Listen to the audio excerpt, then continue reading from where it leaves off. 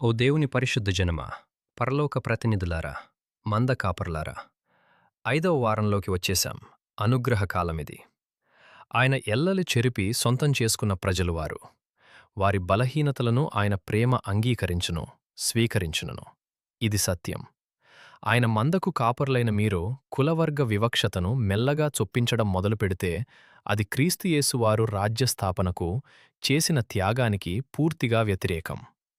మీ పవిత్ర పిలుపును మీరు శాపంగా మార్చుకోకండి. సామాజిక రుగ్మతలను తుడిచిపెట్టడానికి మాత్రమే మీకు పిలుపు. కఠిన పాషాణముపై స్థాపించబడిన సంఘం 2000 సంవత్సరాలకు పైగా నిలిచి ఉంది. అది అన్యజనులను ఆహ్వానించింది. లోకం కఠినపరిచిన గోడలను చెరిపేసింది.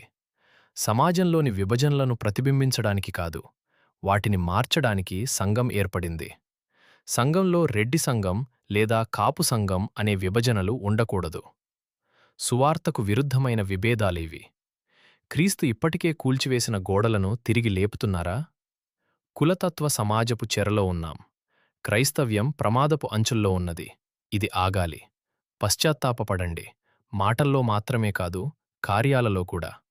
సంఘం ఒకే శరీరం, ఒకే విశ్వాసం, ఒకే కుటుంబమనే సత్యం తిరిగి స్థాపించండి. ఈ తపస్సు కాలం మరొక ఆచారంగా గడిచిపోకుండా ఉండాలి.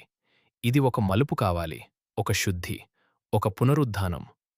రాబోయే తరాల కొరకు సంఘం మనుషుల వల్ల విభజించబడకుండా దేవునిలో ఏకమై నిలవాలి.